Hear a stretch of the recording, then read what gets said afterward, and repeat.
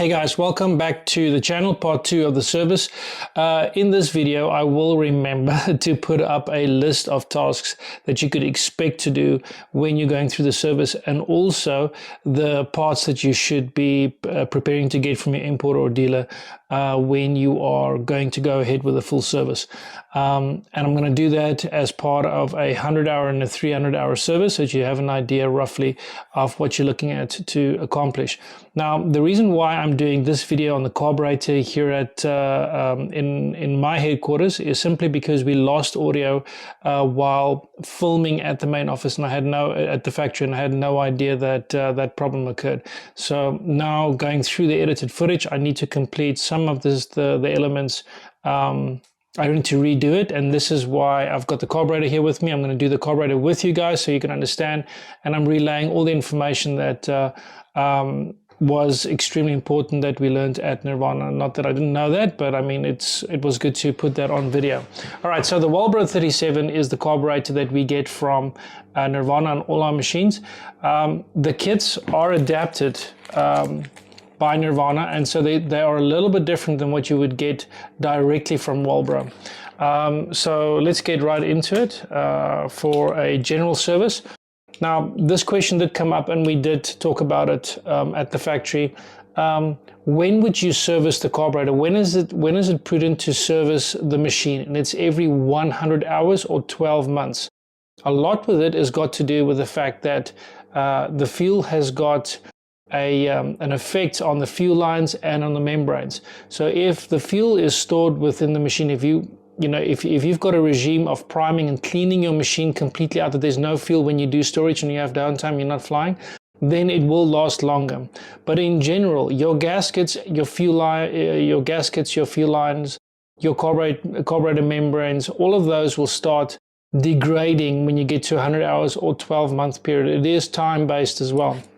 So this general service is prepared, or should be looked at the 100-hour mark on the instincts, and that's quite nice. On the instincts, you've got in your end gadget will tell you how many hours to service. It's some of the importers, the Josh Bowden will have the computer reset module for the diagnostic. Now I have one as well, and so he's able to reset that computer when it's officially serviced by Nirvana, and then you have a workman's guarantee on it as well when you do a service with us.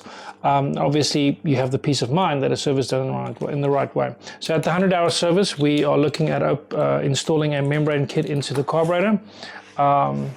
Before I take those parts out, I'm going to work on the first stage as well. I've already taken the fuel lines off. Sorry, this is where the suction hose would go in. There's a part from the factory about the suction hose, and then the two nipples that stick out here at the top. Now, very importantly, when you remove the fuel lines from them, you do not wiggle them to come out. See how hard these fuel lines are? And a lot of guys can get very robust or impatient when they take these fuel lines off and they start plucking on this thing. And when these things loosen, when these nipples loosen, I've had problems where the machines start running, aren't running right. It could be as a smaller problem as air entering in between the mounting plate and the nipple where it comes together. So the base, and if the air enters the system, then I'm sorry, but your carburetor is failing you. You're not going to have a fully functioning or right functioning engine. So be careful when you remove them. Now, there's one way of doing it, and that's cutting it. The reason why I don't ever cut the fuel lines off the nipples is simply because you are cutting a groove when you do that. And when you do that, there is the possibility of air coming in. I've seen a situation like that with a machine that's had multiple services, 300 hours plus of flying time, and because there was cutting, there was a constant groove being formed, and it started sucking air there. So the way I do it is I have one of these propane lighters. You can set the heat on it and how hot it goes, but basically if you've primed all the fuel out, you've cleaned it, and there's no fuel inside the lines, you've cut the fuel lines off, there's no possibility of combustion, then basically I just heat those fuel lines up. They become as soft as a baby's butt, and you can remove them. All right, not getting into that right now. Removing the 4 bolts.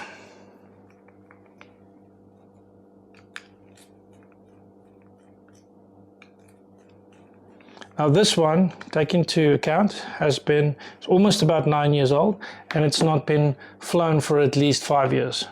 So it's a different situation as the machine at the factory that was serviced that looked like it was in peachy condition, simply because that pilot was taking care of the machine and was flying it constantly. Now here we have a situation where this thing has been standing for such a long time that but actually does look quite good inside. I'm just going to see how that comes apart. See how that comes apart. That is just signs of a very old gasket. It's just falling apart. And usually you would see signs of water and erosion. I would say that it was just eating away at the plate. Now usually you can find that on the inside of a carburetor that's been standing a long time, where it's been separating from the fuel. A little bit of water in the fuel could be a possibility.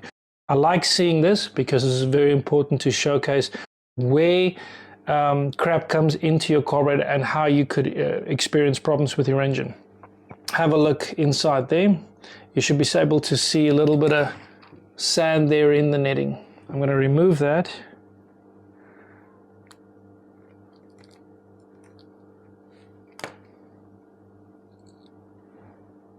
And have to clean that out. Beach sand, my friends, beach sand. Guess where this machine has been? All these little telltale signs gives us an idea. See that? Yeah. This is a machine that flew at the coast. The filter can't filter everything, and eventually that comes through. Now, this is a mechanic's best friend is carburetor cleaner. This is what you pretty much, maintain all your parts with on the hot section, all the parts, the bearings, all of that goes through some carburetor cleaner in order to be able to make sure that everything is nice and clean inside here. So we are going to make sure that those holes are clean. As you can stick them in there, just remember it'll spray back at you. I'm just doing that, making sure there's no sand in it. I would obviously want to clean that section of the carburetor as well.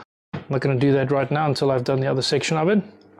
Now here is what the factory recommends as a technique to install a new sieve. All right, I'll show you guys. These are important parts, so remember this. Take all the parts out of the bag. Okay, now we got to find our new sieve somewhere around here. There we are. Okay. This I'm just going to put on top of it. Now usually what I do is I squeeze in on the corners of this little sieve. I try and put it back into place. But here is a nice trick that the factory gets up to that I think you would like.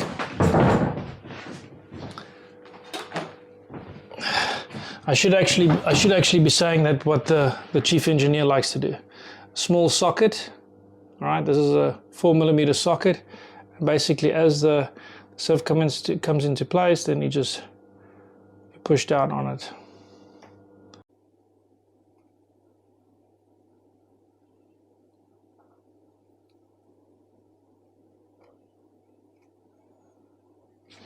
So I take care to make sure that it is nicely seated. It does not have any glue. It's got no other means of staying into place. Then you're just doing a proper job and making sure that it's level placed inside or seated inside the hole. All right, so we're done with this side. Now we're going to look at cleaning the base plate. Make sure that it compresses onto that gasket. I would use Carburetor Cleaner, give it a good bash there. Then what I use, you could use any form of soft cloth, or you could use a toothbrush or something like that. Mine is set on low speed with a polisher, and I basically I make sure that these are nicely cleaned out. Very soft brush.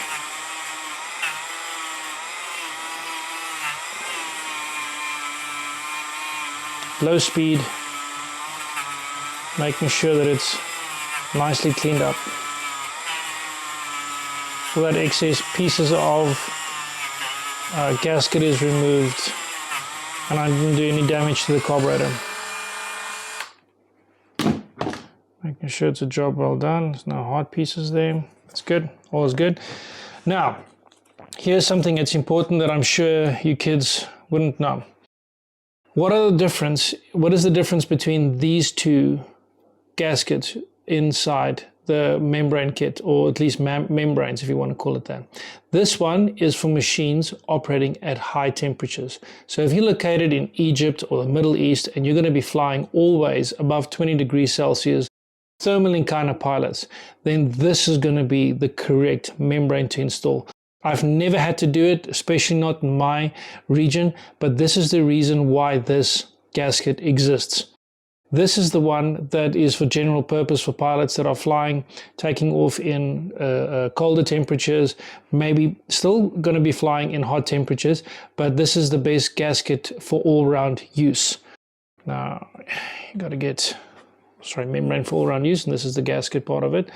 So you got to make sure that you've lined it up correctly.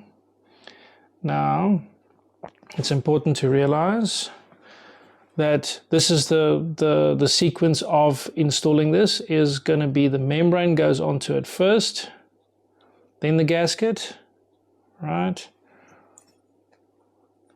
And if you're not sure about it, you just look at the previous one and you'll see those indentations on the gasket, and that'll remind you which is the right sequence to follow.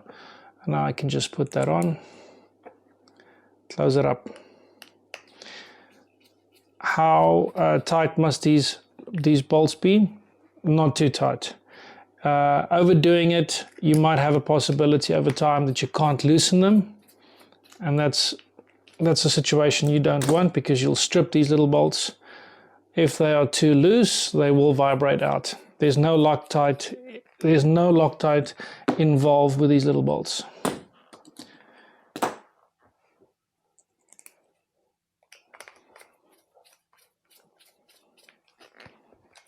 Alright, going to the other side of the carburetor, opening up.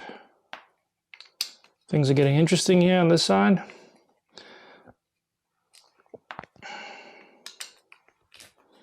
I hope to see some mistakes, just simply because this is usually what I experience when I get machines coming in from service that I've never had my hands on before. Opening up the base plate. Okay, first mistake. I'm glad to see this so I can show you guys how easy it is to happen. Oh, and actually this is right, sorry. No, it's not right. As I remove it. How do I know this is the correct direction? Now, the normal carburetor membranes that come from Walbro, that would have a little bit of a protrusion coming in here, and this little, I wouldn't know what these little parts are called, but basically this little fork end of it, that would stick into the indentation, and you'd be able to press on this button, and it's like a pop-up valve then that levers that little indentation. So this is incorrectly installed. Right, let's not waste too much time on the mistakes of the past by whoever this operator or service person was. Putting some carb cleaner on it.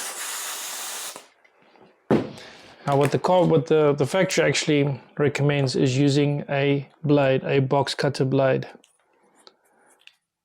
to remove oil or excess parts to it.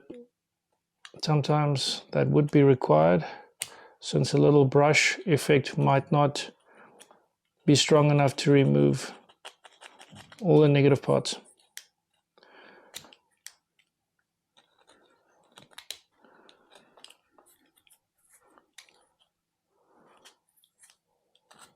The excess material that's still clinging to the base plate.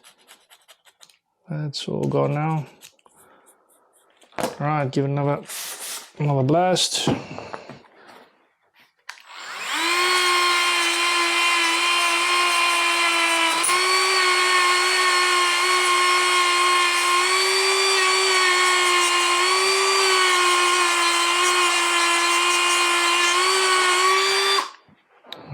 we go, nice and clean.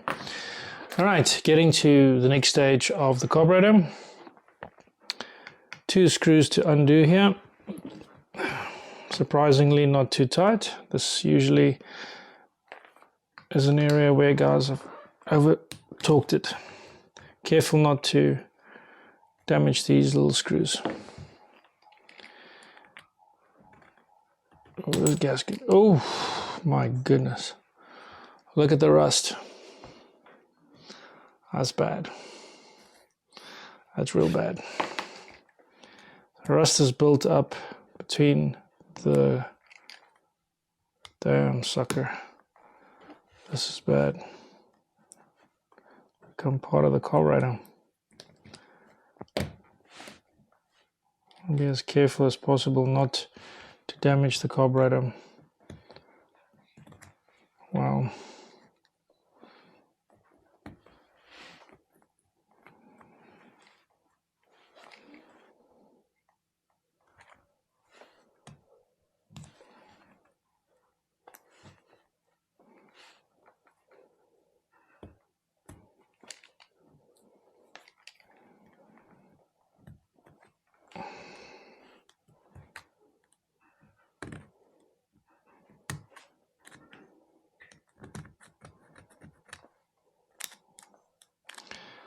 That's bad, mate. That's the worst case scenario. And very careful not to damage it.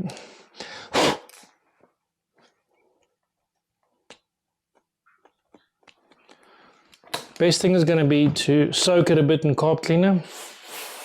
Just going to fill it up with carb cleaner. Like so. Just let it. Obviously it can leak and will leak, but I need to soften up that gasket, the residue gasket, make sure that I can remove it successfully. Might need something else to get in there and soften it up. So we have a look at the rust on this and how to clean it. You'll see the spot that is cleaned. How did I do that? I've got a different head on my pencil grinder or Dremel that I use that's a little bit more robust. Now the factory uses 200 to 300 grain sanding paper when getting into places where they need to do a bit of sanding and take some rust spots off or something like that. So you might want to take care not to damage any of the indentations that has to seal up with the gasket. And so this needs a soft sanding paper type of head, and this actually works quite nicely for me. So it's low speed.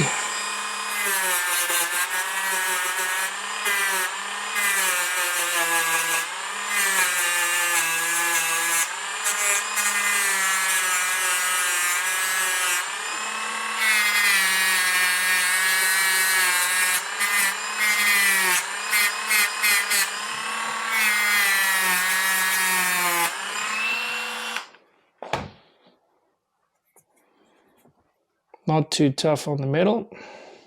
And that little sieve over there is something that you don't remove, but you got to make sure to clean it. So give it a blast with the carb cleaner. Should work nicely. There we go. All right, let's get back into business here. Now I've had this gasket, or the redundant or residue of the old gasket that's still on there. I had it soaked a little bit in Carburetor Cleaner. Now while I have it soaked, I'm going to start working on this little pop-up lever, the pressure lever. So putting my finger on it and going onto the little screw. All around screw. Now the reason why it's important to put your finger on that is because it's spring loaded, and if it takes off into the room, you're going to be unhappy. We're going to replace this item, and we will not set the pop-up pressure. We will not bend the lever on the Nirvana. All right. Now there's a lot of misconception that guys want to bend on this lever because they feel that they're getting a lack of performance. That's not going to be the case. All right. So we are going to replace that. This, the needle itself has got a silicone tip, or it's got a rubber tip. And this one actually has a great, I can't show you, I don't have a micron camera here, but I can see with my eyes there's an indentation on that rubber head. Now that is a problem. That's why this is replaced as well. Never leave the needle and not replace it. You've got to replace this, otherwise you will not have a proper functioning carburetor. All right, got to keep cleaning at this. There we go, been cleaned out, all the excesses out of it. Now, important point.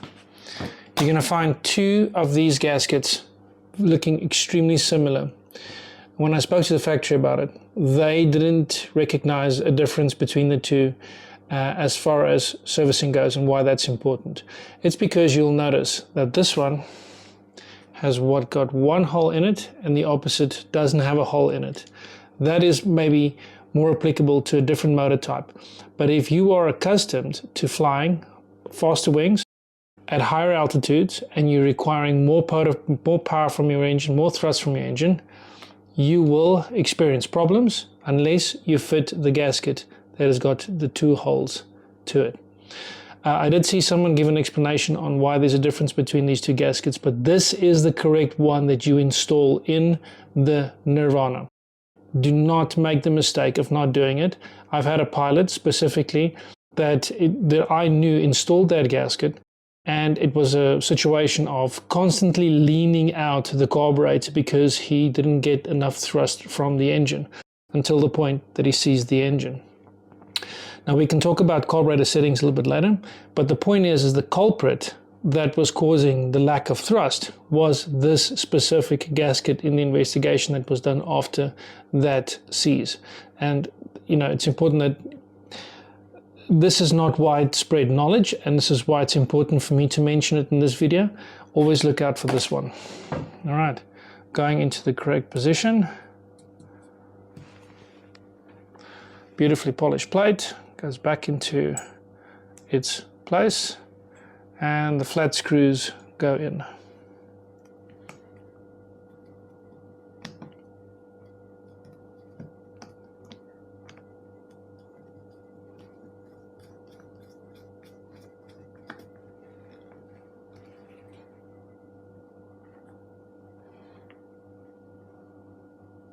Missing a flat screw.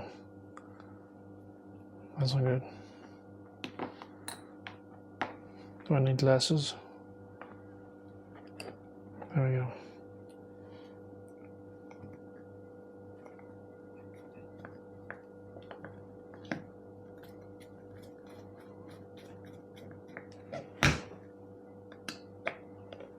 Okay. Another extremely important point is we're going to reset the carburetor completely. Take the needle out. Oof.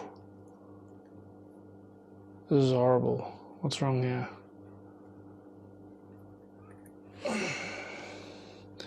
We got a bent carburetor high needle. Now, I have had questions from people asking me, can I get a new needle ordered from the factory? And the answer is no. If you bust your needle, you will have to order a new carburetor or talk to Walbro direct and see if they'd be willing to send you one. But this is a no-no. Always take care of your needles. I do have a few of these extra that I gathered over time, servicing machines and replacing carburetors. And so I've got a needle or two. So I got the new needle. I'm going to be installing that. What I want to do is I need to clean the port.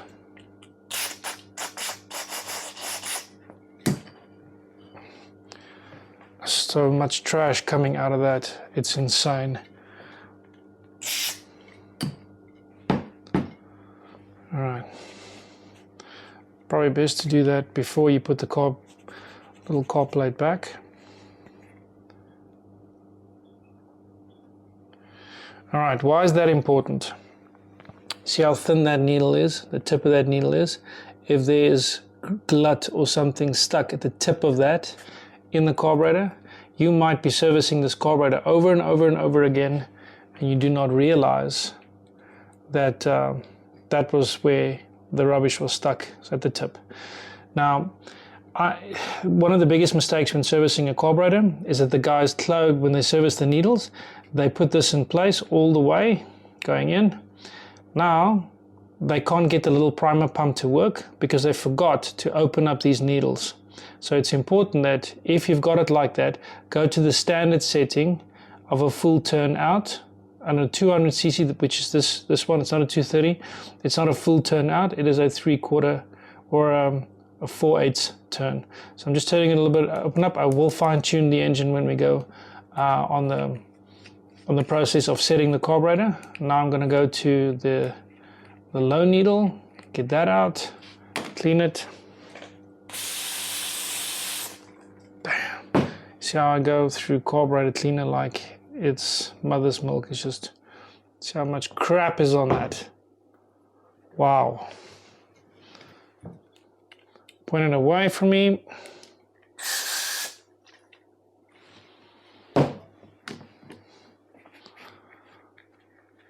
All right, so we got that cleaned up. Goes into place.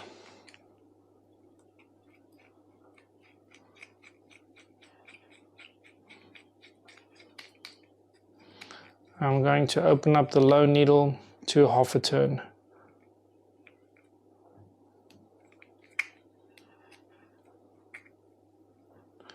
Opening up at 1/2 a turn, and I will do the final settings.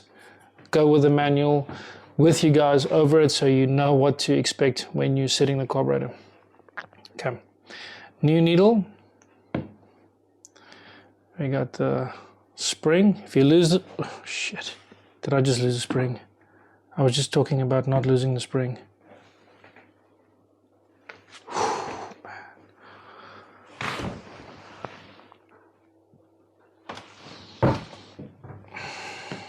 Dumbass.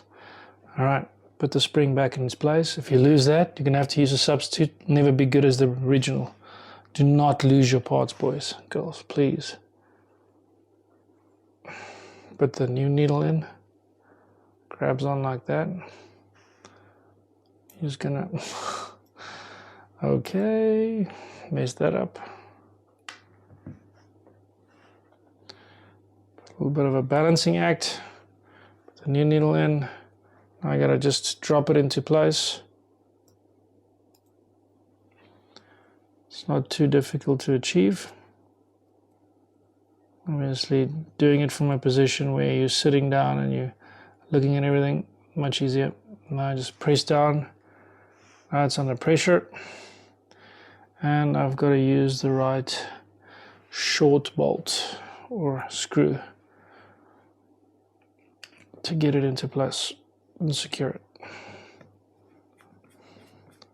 Not too tight, not too loose. You got to be able to loosen it up. Don't want to strip it.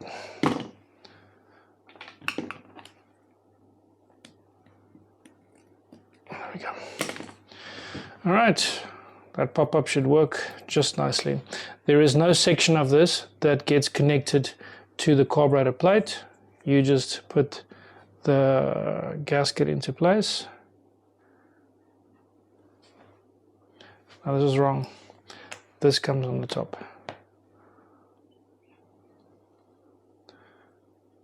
Goes like that.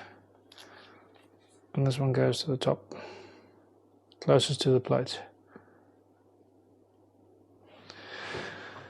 How would you remember that? Remember that it is the opposite of the other side. So if you remember the opposite side, or the initial base plate, the top section of the carburetor, that you had the membrane closest to the carburetor, and you had the gasket at the top. And the imprinting was on the top of the gasket. That's how you remember it. So with this one, it is the opposite. It's the gasket first, and then is this, and the circular, this little bit of a wheel is pointing downwards towards the carburetor, which was not the case that we got on the previous one. All right, there we go, that's done. I think I've explained it in a way that hopefully you guys will remember.